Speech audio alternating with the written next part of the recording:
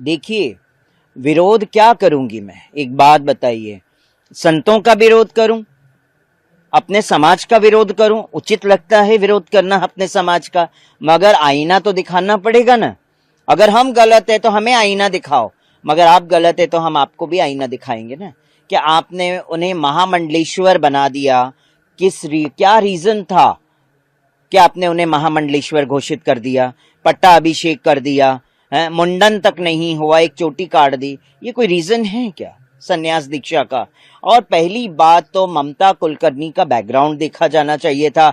D company के साथ उनके संबंध रहे, अचानक से वो भारतवर्ष में आती है, वीडियोस वायरल होते हैं, अचानक से कुंभ में प्रवेश कर जाती हैं, वीडियोस वायरल होते हैं, अचानक से प्रकट हो जाती हैं और फिर बाद में महामंडलेश्वर का भी पद मिल जाता है।